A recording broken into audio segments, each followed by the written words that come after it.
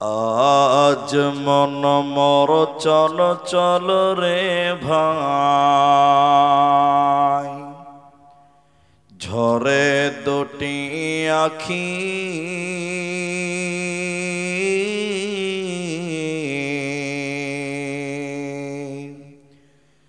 এ বোঝাইলে বোঝিস না মন তুই কোন জঙ্গলের পাখি রে।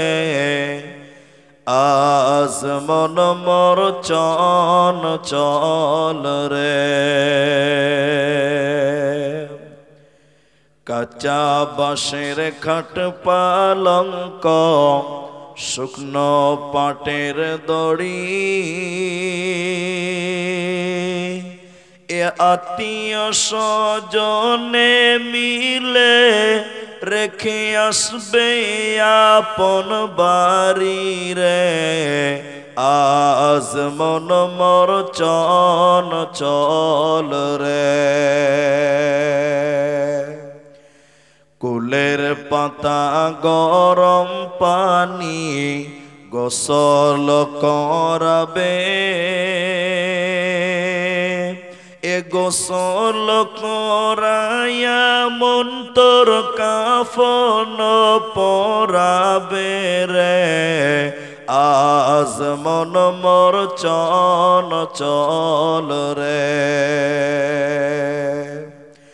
কাফন পরাইয়া মন তোর খাটলে তুলিবে,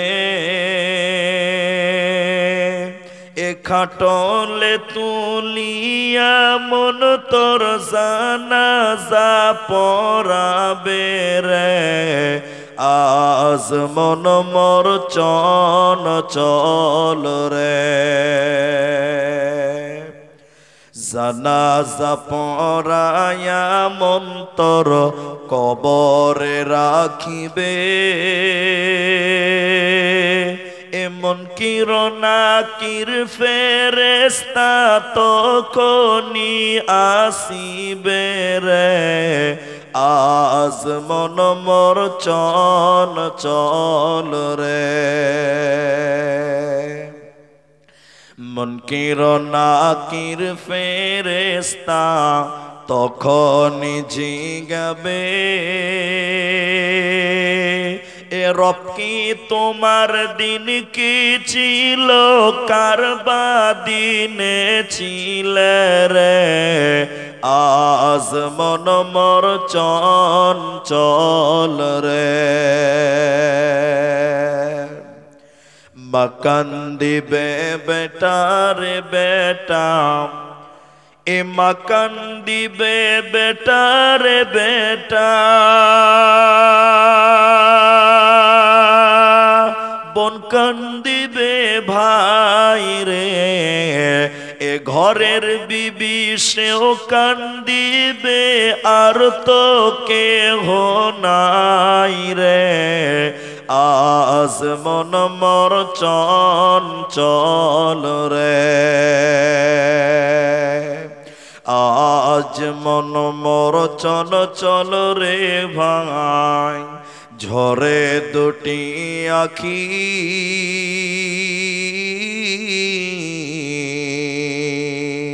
এ বোঝাইলে বুঝিস না মন তুই কোন জঙ্গলের পাখি রে। আজ মন মর চল চল রে।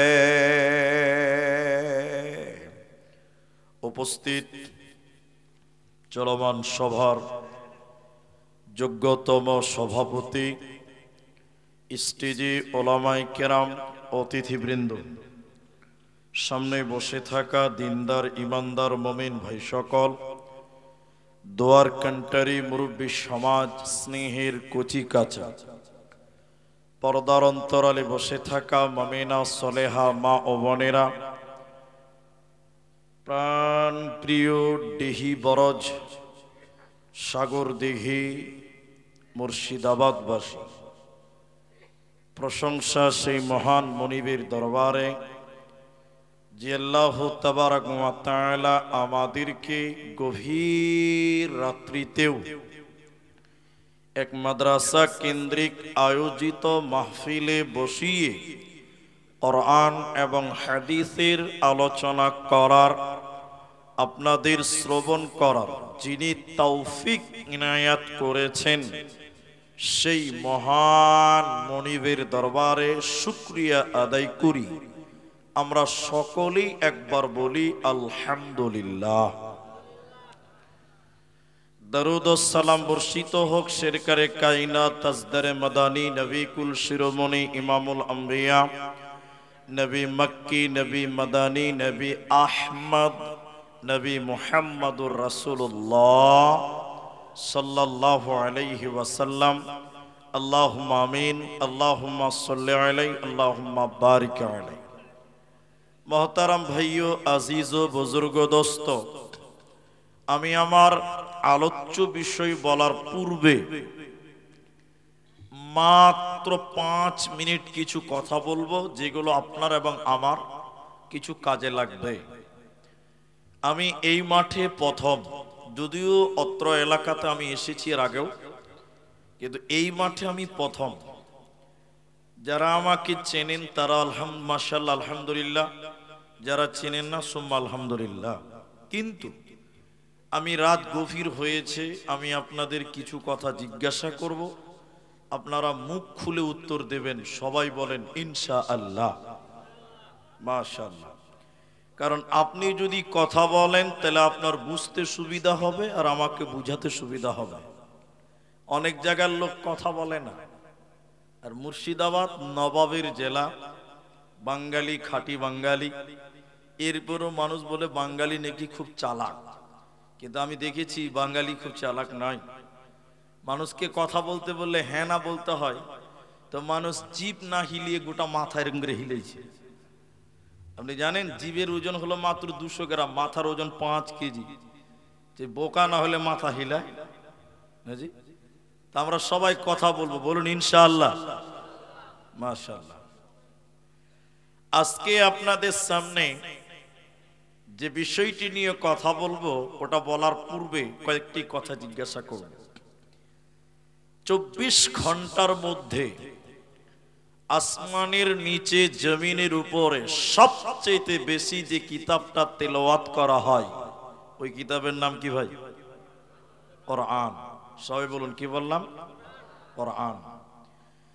পৃথিবীর বুকে সবচেয়ে বেশি যার বিরুদ্ধে কিতাব লেখা হয়েছে, ওই বইটার নাম হলো কোরআন। কোরআনের বিরুদ্ধে এত বই লেখা হয়েছে, পৃথিবীতে অন্য কোন বইয়ের বিরুদ্ধে তত কিতাব লেখা হয়নি। এরপরও কোরআনকে দাবানো থামানো সম্ভব হয়নি। এর নাম কোরআন। আমি আপনাদের সামনে শুধুমাত্র কোরআন সম্পর্কে আজকে বক্তব্য রাখবো, অনলি কোরআন। অন্য কোনো দিকে যাব না, শুধুমাত্র কোরআন। 1.5 ঘন্টা হোক, 2 ঘন্টা হোক, 1 ঘন্টা হোক, কোরআনের উপরেই বলছি। আমাদের দেশেও বিভিন্ন ভাবে কোরআনের বিরুদ্ধে চক্রান্ত করছে কি করছে না বলেন? করছে। এই তো এই যুগ রাসূলুল্লাহ সাল্লাল্লাহু আলাইহি সাল্লামের জামানা থেকে এই কোরআনের বিরুদ্ধে লোক ছিল, আজও আছে, ভবিষ্যতেও কোরআনের বিরুদ্ধে লোক থাকবে। তো কিন্তু কোরআন এমনই একটি কিতাব, মুসলমানদের জন্য আল্লাহর তরফ থেকে পাওয়া একটা নিয়ামত। কোরআন এমনই একটি কিতাব, মুসলিম নয় মানব জাতির জন্য আল্লাহর তরফ থেকে একটা নিয়ামত। অথচ আমরা মুসলিম, আমরা কোরআন পড়তেও জানি না, আমরা কোরআনের অস্তিত্ব জানি না, কোরআনের হিস্টোরি জানি না, কোরআনের ইতিহাস জানি না, কোরআনের গির্জা জানি না। অথচ মুসলিম হিসেবে আমাদের সর্বপ্রথম কোরআন জানা দরকার, আছে না নাই? সবাই বলুন, আছে না নাই? আছে। আপনি 10 মিনিট টাইম বসে থাকেন, একদম উঠবেন না। 10 মিনিট টাইম আমার দিকে দেখেন।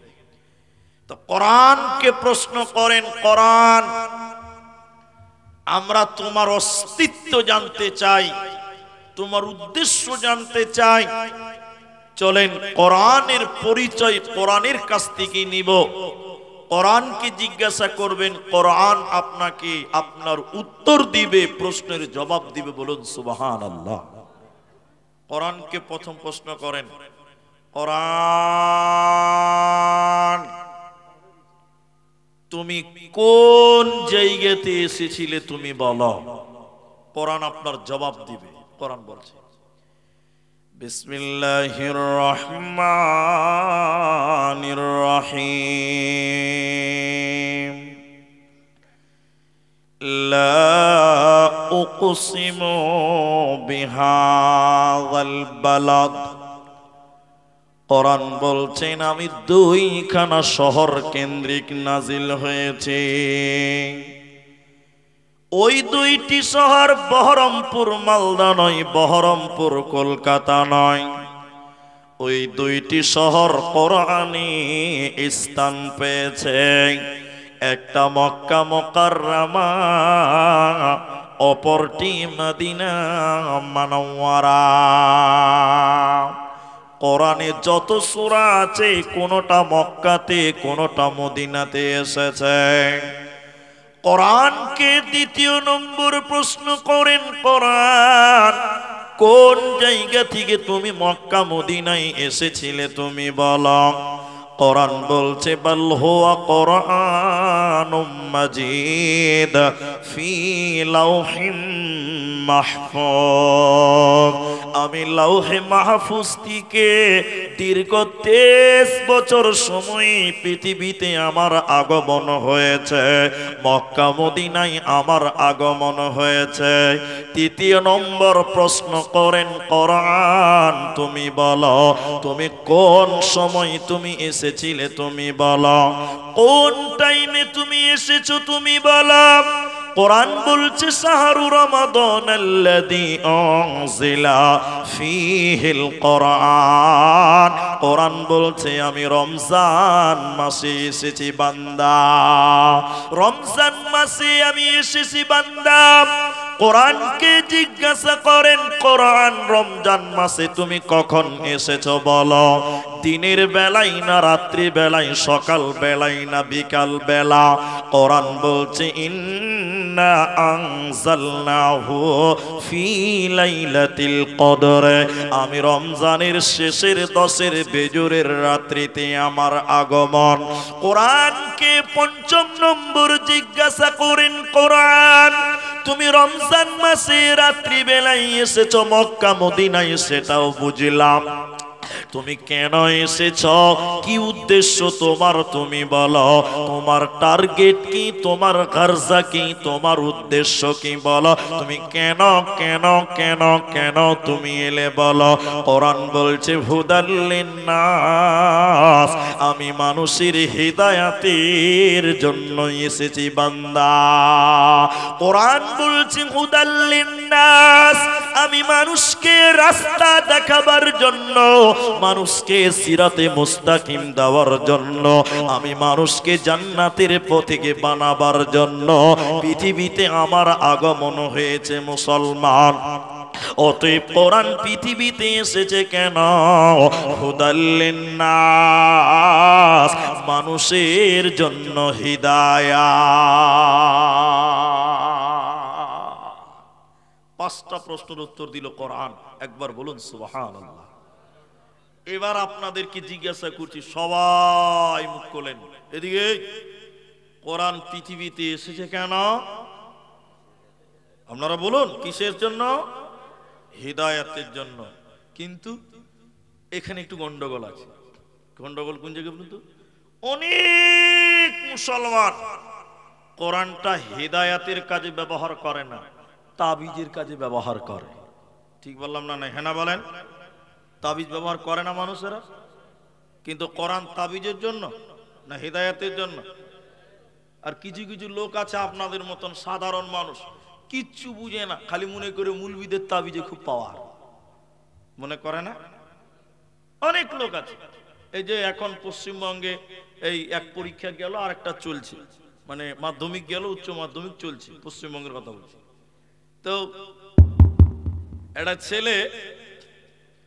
ছেলের কথা বলছি, আমাদের মতন মুলবির কাছে এসেছে। কেমন মুলবি? আমি তখন ছাত্র, ভালো করে বুঝুন কথাটা, এইটা ডিহি বরজ মাদ্রাসা মনে করেন। হেড মুলবির ঘরে বসে আছি, ফার্সি পড়ছি, ফার্সি, ছোট্ট ছেলে তখন। একটা ছেলে মাধ্যমিক পরীক্ষা দিবে, ওই ছেলেটা এসে মৌলভী সাহেবকে বলছে, মৌলভীজি, হেড মারা বলছে, কে? বলছে, এটা কাজে এলাম আপনার কাছে। কি কাজে এসছিস? বলছে, মৌলভী সাহেব, আমি মাধ্যমিক পরীক্ষা দিব, আমার পড়া মনে থাকে না, তা আপনি একটা তাবিজ লিখে দেন যেন আমার ব্রেন চাঙ্গা হয়ে যায়, পড়া মনে থাকে। আপনারা বলুন, তাবিজে কোনদিন ব্রেন চাঙ্গা করা যাবে? এটা হ্যাঁ না বলেন? হেড মুলবি বলছে, হবে, 501 টাকা লাগবে। মুখ খুলেন, কয় টাকা বললো? 501 টাকায় যদি ব্রেন চাঙ্গা করা যায়, টাকা দিতে কারো প্রবলেম হবে? 50,000 চাইলেও তো দিবে না গো? তো হ্যাঁ, তাই দিব, লেখেন। এবার আমার দিকে দেখেন, আমার নিজের চোখের দেখার কথা বলছি। আমাদের সামনে তাবিজ লিখছে, আর তালবিলিম কত বদমাশ, ওটা তো ভালো করে জানেন আপনারা। আমরা তালবিলিম কত পাকা, টেঁড়া চোখে দেখছি যে কি লিখছে, ওটা শিখার ব্যাপার আছে। তো দেখছি রিং করে, মুলি সাহেব লিখছে, লেখার পরে ছেলেটা বসে আছে সামনে, হেড মুলবি তাবিজটাকে দুমরিয়ে একটা তাবিজে ভরে দিয়ে এরকম করে তাবিজটা আর ছেলের সামনে সাথে এত জোরে ফু দিচ্ছে, তো আমার মনে মনে ভাবছি যে ইংরেজিতে দোয়া টোয়া পড়ছে মনে হয়, এত আওয়াজ কেন হবে? তাবিজটা ফু দেওয়ার পর এখানে বেনে দিয়েছে, 501 টাকা দে। 501 টাকা দিয়েছে। হেড মুলবি বলছে, আজ থেকে তুই রাত জেগে মন দিয়ে পড়াশোনা করবি, তোর পড়া মনে থাকবে। ও খাপা তাবিজ নিয়ে যে বাড়িতে রাত জেগে জেগে জেগে জেগে মন দিয়ে পড়েছে, মাধ্যমিকে ফার্স্ট ডিভিশনে পাস করেছে। এই খাপা গোটা এলাকাতে বলে বেড়াচ্ছে, আবে হেড মুলবির তাবিজের কি পাওয়ার, ফার্স্ট ডিভিশনে পাস। আচ্ছা আপনারা বলেন, ই কি তাবিজে পাস হলো না মেহনতে পাস হয়েছে? এরা বলে না তাবিজে হলো না মেহনতে হলো? তো এখন আপনাদের মতন কিছু রিংটাল মার্কা লোক আছে, বলছে আবে হেড মুলবির তাবিজের কি পাওয়ার, ফার্স্ট ডিভিশনে পাস। তো লোক মনে করছে আসলেই তো ও তো পড়তেই পারতো না, কিন্তু আসলে তাবিজে কিছু নেই, আছে তোমার মেহনতে। সবাই বলুন ঠিক কিনা, হ্যাঁ না বলেন? এখনো মাথা হিলেছে, গেরুন করে মাথা হিলেছে, এটা মুখ খুলে বলতে হবে। তাহলে কোরআন এসেছে কেন? হিদায়াতের জন্য। কোরআন পড়বেন তো হিদায়াত পাবেন। আল্লাহ তাবারাক ওয়া তাআলা সূরা আনফালের 2 নম্বর আয়াতের মাঝখানে বলেন, শুধু হিদায়াত নয়, ওয়া ইযা তুলিয়াত আলাইহিম আয়াতুহু যাদাতুহুম ঈমানা। যখন তোরা ঈমানের সঙ্গে কোরআন তেলাওয়াত করবে, যখন তোমরা কোরআন তেলাওয়াত করবে, তখন তোমাদের ঈমান বাড়বে, তোমাদের ঈমান বাড়বে। বিশ্বনবী বলেছেন তিরমিজির বর্ণনায়,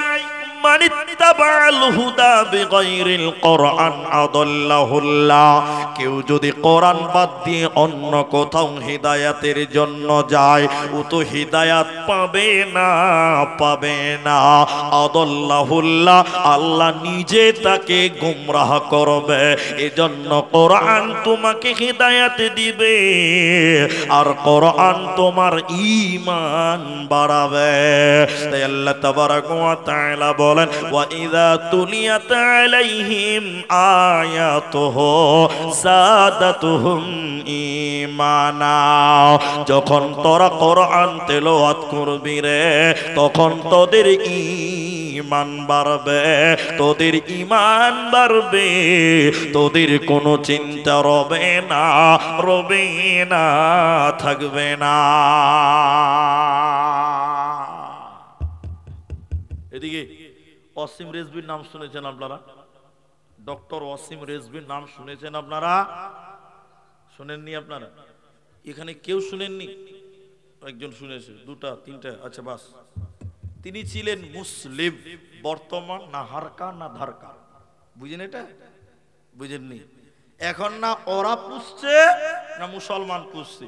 ও ছিল মুসলিম, কিন্তু সে ইসলাম থেকে বেরিয়ে গেছে। আমার দিকে দেখেন, কোরআনটা দেন তো ভাই, কোরআনটা দেন। যেদিন ও ইসলাম থেকে বেরিয়ে যায়, আমার দিকে তাকান, অন্যদিকে লয়, দেন আমাকে দেন, আমাকে দেন। এই কোরআনকে হাতে নিয়ে বলেছিল, আমার দিকে দেখবেন, ও এই কোরআন হাতে নিয়ে বলেছিল এই কোরআন থেকে 26টা আয়াতকে কেটে বাদ দিতে হবে। বলো নাউজুবিল্লাহ। আচ্ছা, এখন আপনাদের কাছে প্রশ্ন, ও বলছে 26টা আয়াতকে বাদ দিতে হবে, তাহলে ও কোরআনটা পড়েছে কি পড়েনি? এদিকে লোক বলে না পড়েছে, পড়েনি? পড়েছে। পড়েছে মানে ও খুব ভালো করেই পড়েছে। তা আল্লাহ বলছে যে কোরআন পড়বি তো ঈমান বাড়বে, তো ওয়াসিম রেজভী কোরআন পড়লো তো ওর ঈমান বাড়লো না কেন? ওর ঈমান বাড়লো না, ওরা বেঈমান হয়ে গেল। ফর এক্সাম্পল দিচ্ছি, এদিকে দেখবেন, রাস্তাতে একটা গাড়ি চলে 3 চাকা, কি নাম ওর? টোটো। টোটো, আপনারা টোটো বলেন, কেউ টুকটুকি বলে, আবার কোথাও কোথাও চেন্নাই বলছে তাও, আর আমাদের দেশে বলে পিলপিলি, এটাও শিখে রাখে, পিলপিলি। হ্যাঁ, আমাদের দেশে পিলপিলি। তো সব যত নাম বললাম সব একটাই গাড়ি। তো এদিকে দেখেন, ওই গাড়িটা চলে কিসে বলেন তো? তেলে না ব্যাটারিতে? ব্যাটারি। এখন আপনাদের মাদ্রাসার সামনে একটা দোকানি ও ব্যাটারি চার্জ করে, ওর কাজই হয় 12টা ব্যাটারি বারান্দাতে লাগিয়েছে, চার্জ করছে, সন্ধ্যার সময় ডেলিভারি হবে। এক খ্যাপা বুঝেন তো, মোটা হোঁস, ওই খ্যাপা দোকানের সামনে যে ব্যাটারি বড় বড় করে দেখছে আর বলছে, ও দোকানদার ভাই, এই মোটা মোটা প্লাস্টিক গুলো কি হচ্ছে গো ভাই? কত খ্যাপা ব্যাটারি কে প্লাস্টিক বলছে। দোকানি দেখছে খ্যাপাকে আর কি বুঝাবো রে বেকারণ। দোকানি বলছে, ও খ্যাপা, এই প্লাস্টিকের ভিতরে কারেন্ট ভরছি রে, বাড়িতে আলা জ্বলবে, ফ্যান চলবে। খ্যাপা মাথা চুলকাতে চুলকাতে বলছে, প্লাস্টিকেও কারেন্ট ভরা যায়? তনু খ্যাপা ভাবছে, তাহলে আমার বাড়িটা কেন অন্ধকার থাকবে? যে খ্যাপা বাড়ি চলে গেছে, এত বড় বড় প্লাস্টিকের বয়ম নিয়েছে 12টা, আর বালতি নিয়েছে 2টা। দোকানের সামনে বালতি আর প্লাস্টিকের বয়মগুলো ঢেকে দিয়ে বলছে, ঢেলে দিয়ে বলছে, দোকানদার ভাই, আমার প্লাস্টিক এখানে কারেন্ট ঢুকিয়ে দাও তো, বাড়িতে আলা জ্বালাবো। আচ্ছা আপনারা বলেন, এর প্লাস্টিকে কারেন্ট ঢুকবে? এরা বলে না ঢুকবে। দোকানি বলছে, তোর প্লাস্টিকে কারেন্ট ঢুকবে না বে। তখন খ্যাপা জামা গোটাইছে, মারবো। তুই বললি একনিকা প্লাস্টিকে কারেন্ট ঢুকছে না, আমার বেলায় ঢুকবে না, ফাইজলাম করছে। এখন খ্যাপার ভয়ে দোকানি থরথর করে কাঁপছে, শালা কোথায় মারবি, এর আবার বিচার করার কেউ নাই। খ্যাপার কে বিচার করবে? খ্যাপার যে বিচার করবো আরেক খ্যাপা। এ দোকানি ভয়ে কাঁপছে। এমন সময় একটা লোক বলছে, এই খ্যাপা পাগল, শোন, তোর প্লাস্টিকের বয়মে কারেন্ট ঢুকবে না, দোকানের প্লাস্টিকের ব্যাটারিতে কারেন্ট ঢুকবে কেন? এই দুটিতে বিরাট বড় তফাৎ আছে। দোকানের ব্যাটারি প্লাস্টিকের ভিতরে এসিড আছে, তামা আছে, পানি আছে, ইঞ্জিন আছে, রবার্ট আছে, এরই কারণে তার ভিতরে কারেন্ট ঢুকবে। ওরে খ্যাপা, তোর প্লাস্টিকের বয়মের ভিতরে কিছুই নাই, হাওয়া আছে। কিয়ামত পর্যন্ত তার লাগিয়ে রাখলেও তোর প্লাস্টিকের বয়মে কিন্তু কারেন্ট ঢুকবে না। আল্লাহ কুরআনে বলেছেন, মুমিন যে হবে, যে আল্লাহর কালামকে আল্লাহর কালাম বলে মেনে নিবে, ঈমানের সঙ্গে ইয়াকিনের সঙ্গে কোরআন তেলাওয়াত করবে রে, আমার আল্লাহ বলেন, যাদাতুহুম ঈমানা, ওই লোকের ঈমান বাড়বে। আর যে সন্দেহ করে, বেঈমান যদি কোরআন তেলাওয়াত করে, যেমন ওয়াসিম রিজভী সন্দেহ করেছিল, সন্দেহ বশত কোরআন তেলাওয়াত করেছিল, ওর ঈমান বাড়বে না, বাড়বে না, বাড়বে না। তাই কোরআন বলছে, শুনে নাও, আমি পৃথিবীতে কেন এলাম, হুদাল লিন্নাস ওয়া বাইয়িনাতিম মিনাল হুদা ওয়াল ফুরকান, আমি মানুষকে রাস্তা দেখাবার জন্য, আমি মানুষকে জান্নাতে দেওয়ার জন্য, মানুষকে হিদায়াত দেওয়ার জন্য পৃথিবীতে এসেছি, এরই নাম কোরআন। আল্লাহ তাবারাক ওয়া তাআলা সূরা বাকারা সূরা নাম্বার 2 পারা নাম্বার 2 রুকু নাম্বার 21 লাইন নাম্বার 12 আয়াত নাম্বার 177 এর মাঝখানে আল্লাহ বলেন, ওয়াল কিতাব কিতাব, আমার যত কিতাব আছে রে আল্লাহ বলেন আমার যত কিতাব আছে বামানা ওয়াল কোরআন, এই কোরআনের উপরে তোমরা ঈমান আনো, এই কোরআনের উপরে তোমরা ঈমান আনো। যে কোরআনের উপরে ঈমান আনবে না ও জান্নাতে ও যাবে না, পাবে না, পাবে না। যদি কোরআন হাদিস না মানে জীবনে কি হবে গো মৃত্যুর পরে। চার মাযহাবকে ফরজ জেনেছি, এক মাযহাবের আমল করেছি। কোরআন হাদিসের দিকে দেখিনি তো ফিরে কি হবে গো মৃত্যুর পরে। যদি কোরআন হাদিস না মানি জীবনে কি হবে গো মতের পরে, কি হবে গো মৃত্যুর পরে। আল্লাহ বলেন এই কিতাবের উপরে তোমরা ঈমান আনো। সবাই বলেন, কেউ বাদ যাবেন না। আচ্ছা বলেন তো এই কিতাবে কোনো ভুল আছে? পেছনের লোক বলেন ভুল আছে? নেই, এর নাম কোরআন। এদিকে দেখেন, আমার দিকে খুব নজর রাখেন। এই কোরআনের উপর ঈমান আনবো কেন? কেন কেন? তার কারণ হলো মক্কার মুশরিকেরা এই কোরআনকে বিশ্বাস করত না। এদিকে দেখেন, মক্কার মুশরিকেরা বলেছিল এটা আল্লাহর নয়, এটা মুহাম্মাদুর রাসূলুল্লাহ সাল্লাল্লাহু আলাইহি সাল্লাম বাড়িতে বসে বসে বানিয়েছে। আচ্ছা আপনারা বলুন তো এই কালামটা কার? সবাই জুড়ে বলুন কার? আল্লাহ। কিন্তু মুশরিকরা বলতো এটা মুহাম্মদ বানিয়েছে। বলুন নাউজুবিল্লাহ। এই জন্য এদিকে দেখেন, এই জন্য নবীকে মুশরিকেরা কাফেররা বলেছিল কবি কবি কবি। কবি কেন বলেছিল? কারণ কোরআনের এত সুন্দর মিল কবি ছাড়া কেউ মিলাতে পারবে না। আপনারা কার নাম শুনেছেন? কবি নজরুলের নাম শুনেছেন, কবি রবীন্দ্রনাথের নাম শুনেছেন, ধীরেন্দ্রনাথের নাম শুনেছেন। ইনাদেরকে কবি বলে। আর কবিতা কাকে বলে? হ্যাঁ, কবিতা কাকে বলে? আতা গাছে তোতা পাখি ডালিম গাছে, ভালোই জানে এরা, এটাকে বলে কবিতা। আর কবি কাদেরকে বলে? নজরুল, রবীন্দ্রনাথ, ধীরেন্দ্রনাথ, আরো আরো আরো ইত্যাদি ইত্যাদি। তো নবীকে কবি বললেন কেন? এদিকে লক্ষ্য করেন, নবীকে কবি বলার অনেক কারণ, তার মধ্যে তিনটা কারণ, একটা দুটা বলবো। এদিকে দেখেন, আমার সঙ্গে বলবেন, আমার সঙ্গে বিসমিল্লাহির রহমানির রহিম। শুনে এদিকে দেখেন, ইন্না আ'তাইনাকাল কাউসার, শেষের অক্ষরটা কি আছে? অক্ষরটা কি আছে? র র র। শেষের অক্ষরটা কি বললাম? র। দ্বিতীয় নম্বর আয়াত শুনেন, ফসল্লি লিরাব্বিকা ওয়ানহার, শেষের অক্ষরটা কি আছে? র। তিন নম্বর আয়াত শুনেন, ইন্না শানিআকা হুয়াল আবতার, শেষে কি আছে? তো সুবহানাল্লাহ বলবেন না? এত সুন্দর মিল। আমি কোরআনের হাফেজ নয়, এরপরে আপনাকে কবিতা শোনাবো। বিসমিল্লাহির রহমানির রহিম। ওয়াশ-শামসি ওয়া দুহাহা ওয়াল কমারি ইযা তালাহা ওয়ান নাহারি ইযা জাল্লাহা ওয়াল লাইলি ইযা ইয়াগশাহা ওয়াস সামাই ওয়া মা বানাহা ওয়াল আরদি ওয়া মা তাহাহা ওয়া নাফসি ওয়া মা সাওয়াহা ফাআলহামাহা ফুজুরাহা ওয়া তাকওয়াহা। বলুন সুবহানাল্লাহ। সবশেষে মক্কার মুশরিকেরা তার কারণে বলেছিল মুহাম্মদ কবি হয়ে গেছে, কবি না হলে এত সুন্দর মিলাতে পারত না। মক্কার মুশরিকেরা বলেছিল এটা আল্লাহর কালাম নয়, এটা নবী মুহাম্মদ বাড়িতে বসে বসে বানিয়েছে।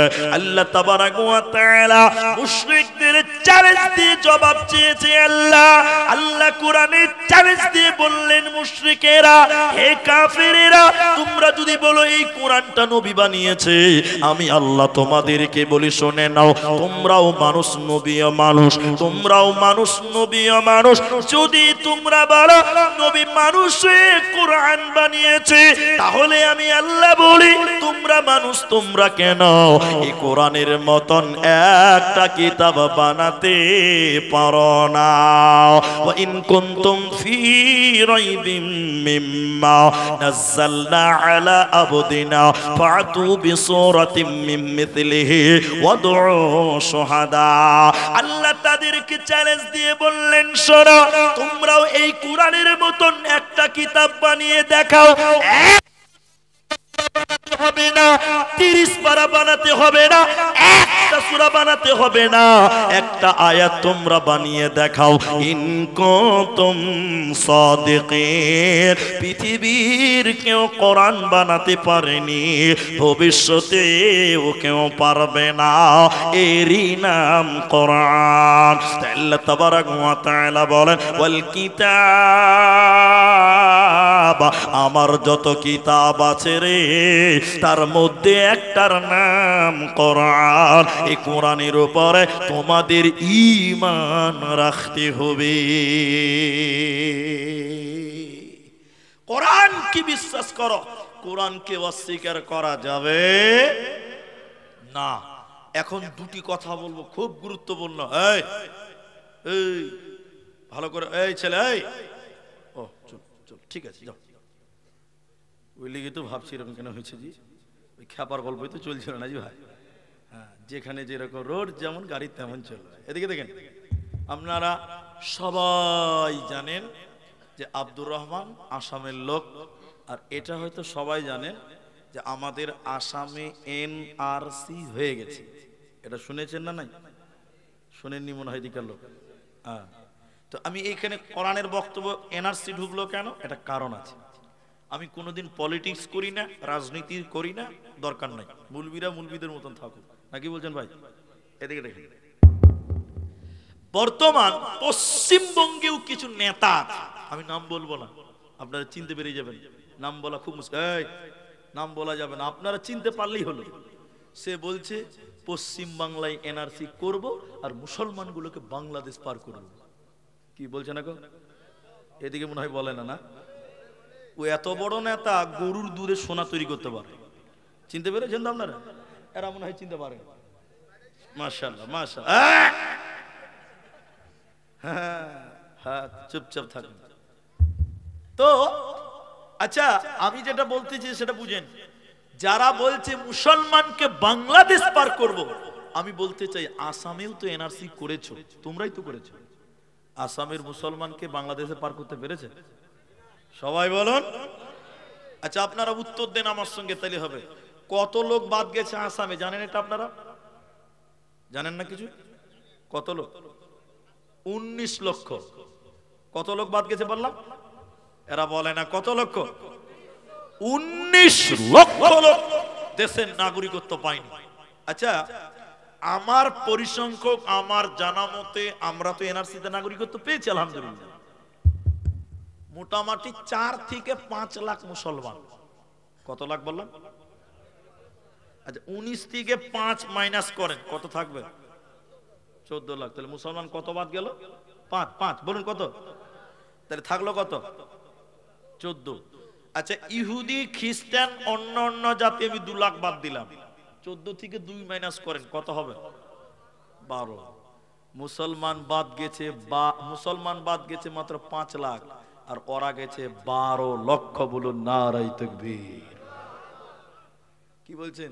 এই আমাদেরকে বলছে মুসলমান তারবো, আমরা মুসলমান মাত্র 5 লাখ। সবই তোরা মামুর বাড়ি, ঠিক কিনা জোরে বলে? আমাদের কাছে কাগজ আছে না নাই? এবার তাকবীর দেন, নারায়ে তাকবীর। এখানে কেন কথাগুলো বলছি এবার শুনেন। এদের ভাইরা ভাই, তারা কারা? ইংরেজেরা। কারা বললাম? ইংরেজেরা। ইংরেজদের প্রথম স্লোগান ছিল উলামা কো তারো, মুসলমানও কো তারো। আচ্ছা বলুন, আলেমদেরকে তাড়তে বলছে কেন জানেন? ভারত স্বাধীনতার ব্যাপারে সবচেয়ে বেশি মুসলিমদের মধ্যে যারা অবদান রেখেছিল তারা ছিল ওলামায়ে কেরাম। কারা ছিল? এই জন্য বলেছিল ওলামা কো তারো, ইংরেজরা বলেছিল মুসলমানও কো তারো। এদিকে দেখেন, আচ্ছা আচ্ছা আচ্ছা, এদিকে দিকে। ইংরেজরা মুসলমানকে দেশ থেকে তাড়াতে পেরেছে না তারাই দেশ থেকে পালিয়েছে? একবার জোরে বলবেন না নারায়ে তাকবীর। ইংরেজরা বলেছিল মুসলমানকে তাড়ো, মুসলমানকে তাড়তে পারে নাই, বরং ইংরেজরাও যারা এখন এনআরসি করবে এদের খালুরা আগে পালিয়ে গেছে। ঠিক কিনা জোরে বলেন। আজকে যারা এনআরসি করব বলছো তোমার খালুদের কথা একবার মনে করে নিও। এখানে বলার কারণ ইংরেজরা অনেক চেষ্টা করে পারেনি, তাদের বুদ্ধিজীবীদেরকে নিয়ে বসা হলো এক জায়গাতে। আরে মুসলমানদের সঙ্গে পারি না কেন, মুসলমানদের সঙ্গে পারা যায় না কেন? ওদের বুদ্ধিজীবী পণ্ডিতেরা বলেছিল গবেষণার চিন্তা ভাবনা করে যতদিন মুসলমানদের কাছে কোরআন থাকবে অতদিন মুসলমানকে বেকানা যাবে না। তখন তারা বলেছিল কোরআন কিনো, পুড়িয়ে দাও, জ্বালিয়ে দাও, ছাড় খাড় করে দাও। যেদিন পৃথিবীতে একটাও কোরআন থাকবে না ওই দিন মুসলমান এমনিতেই কাবু হবে। কথা বলিয়েন না ভাই, আসতে বলে। আচ্ছা বলুন, কোরআনকে মিটাতে পেরেছে? এখন যেটুকু বলছি এটা বানিয়ে বানিয়ে বলছি। এই যে ডিহ বড়, এই যে মাদ্রাসা, এটা বেঈমান, নাস্তিক, ডুপ্লিকেট মাল, খ্রিস্টান, ইংরেজ। এদিকে দেখেন আমার মতন লম্বা পাঞ্জাবি পড়েছে, লম্বা লম্বা দাড়ি, এই ডিহি বড় মাদ্রাসায় চলে এসেছে। এসে বলছে মুলবিজি, হেড মুলবিকে ডাকছে। হেড মুলবি বলছে কে রে, গাধার মতন চিল্লাইছি। তো বলছে মুলি সাহেব আপনাদের মাদ্রাসায় কোরআন আছে? তো হেড মুলবি বলছে তোর মাথায় গোবর আছে রে খেপা, মাদ্রাসায় কোরআন থাকবে না তো কি থাকবে? জি ভাই, কথা বলেন না, এখনো মাথা হিলেছেন আপনি? মাদ্রাসায় কোরআন থাকবে না কি থাকবে? কোরআন থাকবে। হ্যাঁ জি। ও বলছে মুলি সাহেব আপনাদের মাদ্রাসায় কোরআন আছে? তো হেড মুলবি বলছে তোর মাথায় গোবর আছে রে খেপা। আছে কোরআনের জায়গাতে কোরআন থাকবে না? তো এবার ওই বেঈমান বলছি মুলি সাহেব কতটি আছে? বলছে তুমি কতটি লিবে? বলছে যতটি আছে সবটি লিব। তখন কোরআন বিরুদ্ধে আন্দোলন চলছে, তখনই হেড মুলবি বুঝে নিয়েছে ডালমে কুচ কালা হ্যায়। হেড মুলবি, মুলবি মানুষ, এইটুকু বানিয়ে বুঝে ডিহি বরজের কথা।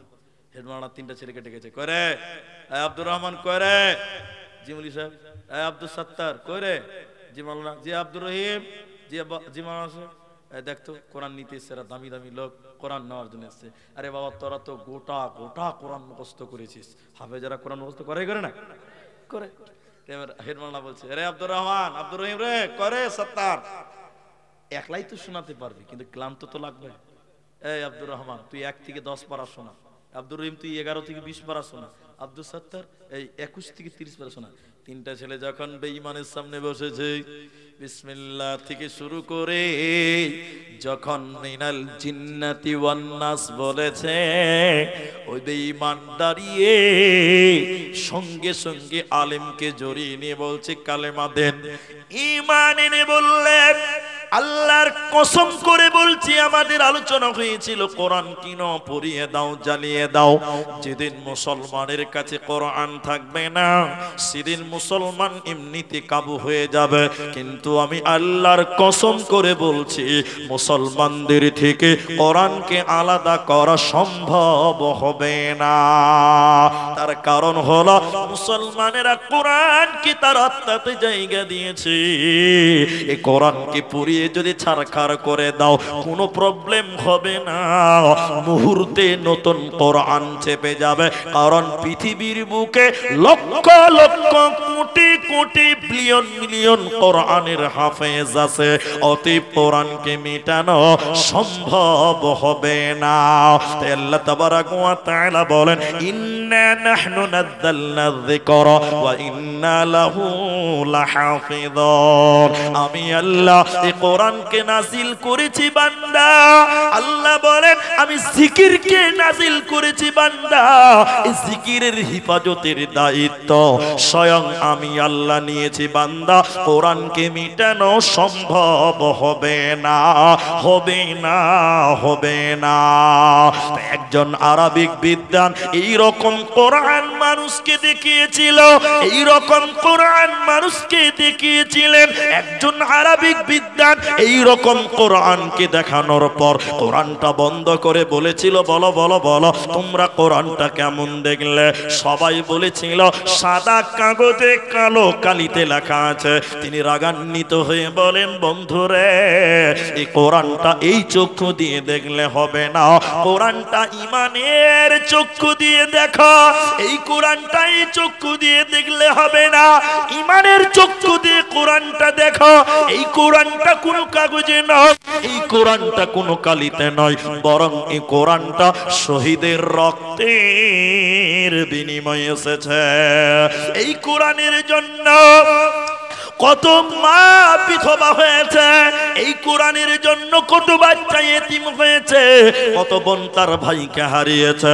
অতএব কোরআনটা বহু জানের বিনিময়ে এসেছে, এই কোরআনকে মিটানো সম্ভব হবে না, হবে না, হবে না। আল্লাহ বলেন ওয়াল কিতাব, আমার কোরআনের উপরে, এই কিতাবের উপরে তোমাদের ঈমান রাখতে হবে।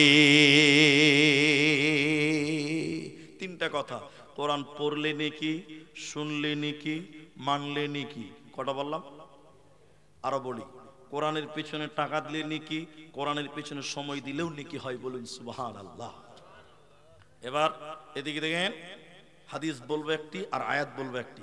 এদিকে দেখেন আগে, পৃথিবীতে বিভিন্ন কিতাব আপনি খুঁজবেন, আমার দিকে দেখবেন, কিতাবটা খুলবেন, দেখবেন, এদিকে দেখেন, এদিকে দেখেন, কিতাবের উপরে কিতাবের নাম লেখা থাকে, একটু হ্যাঁ না বলবেন। নিচে দেখবেন লেখকের নাম থাকে, থাকে না? পাতা উল্টিয়ে দিবেন, আবার লেখা থাকবে কিতাবের নাম, লেখকের নাম, সহযোগিতা করেছে তার নাম। এদিকে লেখা থাকবে কোথায় ছাপা হয়েছে, প্রথম প্রকাশ কত সালে, কত টাকা দাম। এগুলো থাকে কিনা? পাতা উল্টিয়ে দিবেন, দেখবেন লেখা থাকবে সূচিপত্র। সূচিপত্র বুঝেন আশা করি? হ্যাঁ, বাস। এরপরে থাকবে ভূমিকা। ভূমিকা বুঝেন তো? ভূমিকা মানে লেখকের কথা কি বলছে। এদিকে দিকে দিকে লেখক বলছে, হে পাঠক পাঠিকাগণ, আমার বইয়ে যদি কোনো ভুল হয়ে থাকে দয়া করে মাফ করবেন, ধরিয়ে দিবেন। বলে কি বলে না? বলে। আমার বইয়ের কোনো ভাষাতে দুঃখ পেলে, কষ্ট পেলে দয়া করে মাফ করবেন, ক্ষমা করবেন। বলে কি বলে না? টোটাল বইয়ের শুরুতেই ভূমিকাতে লেগেছে ক্ষমা, ক্ষমা, ক্ষমা, ভুল, ভুল, ভুল। কিন্তু সবাই বলুন, সবাই কে বাদ যাবেন না, কোরআনে ক্ষমা চেয়েছে মানুষের কাছে? বলেছে মাফ করে দিও? কোরআন চ্যালেঞ্জ দিয়ে আরম্ভ হয়েছে, লা রাইবা ফি। এই কোরআনে কোনো ভেজাল নাই, কোনো সন্দেহ নাই। বলুন সুবহানাল্লাহ। এর নাম কোরআন। এই কোরআন পড়লেও নাকি, শুনলেও নাকি। এখন কথার মধ্যে কথা, কোরআন পড়লে নাকি, শুনলে নাকি আছে না নাই? আছে। দেখবেন পৃথিবীর অন্য যে কোনো কিতাব পড়েন নাকি পাবেন না? পাবেন। 1.5 লক্ষ টাকা দিয়ে লন্ডন থেকে কিতাব নিয়েছেন, আমার দিকে দেখবেন সারাদিন কিতাবটা এরকম বিন বিন বিন বিন। এটা লয়, এটা লয়, যেটা লন্ডন থেকে নিয়েছে এটা তো কোরআন। সারাদিন বিন বিন বিন বিন করে পড়ছে। আচ্ছা বলুন, জ্ঞান বাড়বে গ্যারান্টি দেওয়া যাবে না? কেন? অনেক কিতাব পড়ে মানুষের গুমরা হচ্ছে, হচ্ছে না? হচ্ছে। তাহলে গ্যারান্টি দেওয়া যাবে না। নেকি পাবে, নেকি এক, নেকি দুই, নেকি একখানা নেকি পাবে না। কিন্তু কোরআন, এদিকে এদিকে, কোরআন পড়লে নেকি আছে না নাই? মুহাম্মাদুর রাসূলুল্লাহ বলেন, আলিফ লাম মিম 3টা হরফ যে ব্যক্তি তিলাওয়াত করবে, নবী বলেন 30টি নেকি তার আমলনামায় দেবে। আল্লাহ 30টি নেকি তার আমলনামায় দিবে। তাহলে কোরআনের প্রতিটি অক্ষরে অক্ষরে 10টা 10টা করে নেকি পাওয়া যায়। বলুন সুবহানাল্লাহ। পৃথিবীতে অন্য কোন কিতাবে নেকি পাবেন না, কোন কিতাবে না, কোরআনে নেকি পাওয়া যায়। এখন আরেকটা কথা, জরুরি কথা, এটা পার্শ্বে আছে লালগোলা আর এই পারে হচ্ছে সাগর দিঘি। এদিকে দেখেন, আপনাদের পশ্চিমবঙ্গে একটা জেলা বর্ধমান। বর্ধমান, আমি একটা জালসায় গেছিলাম, মাদ্রাসার নামটা বলেই দিই, লুকাচুরি কিছু নাই, খড়দত্ত পাড়া, পূর্ব বর্ধমান জেলা। ওটা আপনাদের যে বিরাট জালসা, এই যে মাজমা করেছেন, ওই জালসা এরকমই বড়, আর লাইটিং যে আল্লাহ কত করেছিল, কালারিং লাইট। আমার দিকে দেখেন, গল্পটা একটা কারণে বলছি। জালসার গেটের সামনে বড় বড় করে লেখা আছে 786। 786 আজকাল মুসলমানরা গাড়িতেও লেখে, আপনার দিকে লেখে না মনে হয়? মুসলমানদের বাড়ির গেটে 786 আছে, কি বলছেন? নাই? মসজিদের গেটেও 786 লেখা আছে। এরকম মসজিদ পৃথিবীতে আছে, আছে না নাই? আমি জালসাতে উঠে বলেছিলাম, এই আপনারা 786 লিখেছেন কেন, এর মানে বলেন। তো একটা লোক ওই ওই উনার মতন লাস্টে থেকে বলছে, বক্তা সাহেব আপনি এটাও জানেন না? মানে এক কথাতে গোষ্ঠী মেরে দেয়। বললেন এটাও জানেন না? তা আমি বলছি জানি না বলেই তো বললাম। বলেন, এই শুনেন, বলছি কি জানেন? 786 মানে হলো বিসমিল্লাহির রহমানির রহিম। কত সহজ। শুনেছেন কি শুনেননি বলেন আপনারা? মুসলমানেরা বলছে গো, মুসলমান তো বিসমিল্লাহির রহমানির রহিম কেমন করে হলো এটা বলা যাবে না। বললে কাল থেকে নিজেরা তাবিজ লিখতে শুরু করবেন, গোষ্ঠী মুড়ে মৌলবীদের, দরকারই হবে না। ওটা বলবো না, ওটা গোপন থাকলো। 786। আচ্ছা আপনারা বলেন সবাই, 786 কোনোদিন বিসমিল্লাহ হবে? আচ্ছা সহজ বাংলায় বলি, আজকে এই দিহি বরজ গ্রামে গরু জবাই হয়েছে, ভাই হয়েছে না? গরু জবাই করার দোয়া কি কে বলবে? বিসমিল্লাহ আল্লাহু আকবার। এখন কোন কসাই যদি বলে বিসমিল্লাহ বলবো না, 786 আল্লাহু আকবার, বিহাই খেয়াল 786 বরকত আছে, তবে তোর গুষ্টি মারিবে। বিসমিল্লাহ কোনদিন 786 হবে না। হবে? জোরে বলেন না। আচ্ছা 786 বিসমিল্লাহ হয়, তাহলে আউযুবিল্লাহর একটা অঙ্ক হবে, ভাই হবে না? না, সূরা ফাতিহারও একটা হবে, কেরা বলে না? সূরা নাসের একটা হবে। এবার আমার দিকে দেখেন, এদিকে দেখেন, 786 592 সূরা ফাতিহা চলছে আর কি। সূরা নাস হলো 3071, 220 220 নামাজ হবে। ফেরেশতা যে কোথায় মারবে দেখাতে পারবেন না। কোরআনে সূরা তওবাতে বিসমিল্লাহ নাই, কিন্তু কোরআনের আরেক জায়গাতে আরেক সূরাতে ডবল বিসমিল্লাহ আছে। তাহলে কোরআন সূরা বিসমিল্লাহ হলো কোরআন। কোরআন পড়লে নেকি হবে, প্রতিটা অক্ষরে অক্ষরে নেকি পাওয়া যাবে। নবী বললেন শুনে নাও, কিয়ামতের দিনে দুই জনের সুপারিশ আল্লাহ কবুল করবেন। দুইটি বিষয়ের সুপারিশ আল্লাহ মঞ্জুর করবেন। ওই দুইটির ভিতরে একটার নাম কোরআন। কোরআন কিয়ামতের দিন আল্লাহকে বলবেন, রব্বুল আলামিন তোমার এই বান্দাগুলো কোরআন তেলাওয়াত করেছিল, আল্লাহ তুমি আমার সাক্ষী গ্রহণ করো। আল্লাহ কোরআনের সাক্ষী গ্রহণ করবে আর আল্লাহ আপনাকে ক্ষমা করবে। এজন্য কোরআন তেলাওয়াত করো, কোরআন শুনো। কোরআন শুনলেও নেকি হবে, কোরআন পড়লেও নেকি হবে। এই কোরআন তোমাকে কামিয়াব বানিয়ে দেবে, তোমার কোনো চিন্তা রবে না, রবে না, রবে না। লজ্জা করবেন না, একটা জিনিস আপনাকে দেখাতে চাইছি। যারা কোরআন পড়তে পারেন না, এই যে সামনে রমাদান আসছে, আজকে কত তারিখ ভাই? 25 আর আছে 26 চলছে। এদিকে দেখেন 27 28, আল্লাহ চাইলে 28 তারিখে তারাবি হয়ে যেতেও পারে, নাইলে 1 তারিখে তো তারাবি কোনো মাপই হবে না, কারণ শাবান মাস আর ওদিকে মাস 30 গুনতে হবে। তাহলে হয় 28 তারিখে তারাবি, নাহলে 1 তারিখে তারাবি হবেই। এখন যারা কোরআন তেলাওয়াত করতে পারেন না, তাদেরকে একটা কথা বলবো, কোরআন কিছুই জানেন না। অনেক মানুষ আছে না কোরআন পড়তে পারে না, নাই? আচ্ছা কি করবেন?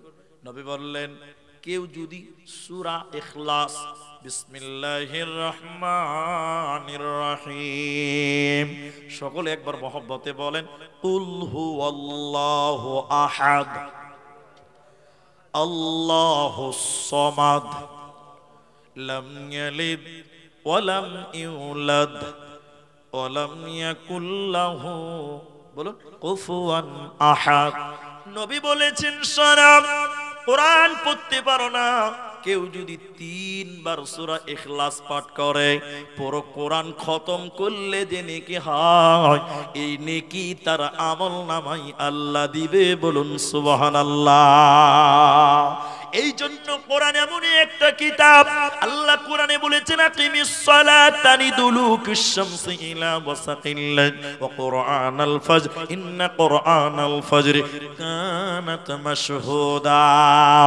যারা পাঁচে গানা নামাজ পড়বে আর সকাল সন্ধ্যা কোরআন তেলাওয়াত করবে, আল্লাহ বলেন কানাত মাশহুদা, কিয়ামতের দিন এই কোরআন তার জন্য সাক্ষী দেবে। ওই লোকের কোনো চিন্তা রবে না যার ব্যাপারে স্বয়ং কোরআন সাক্ষী দেয়।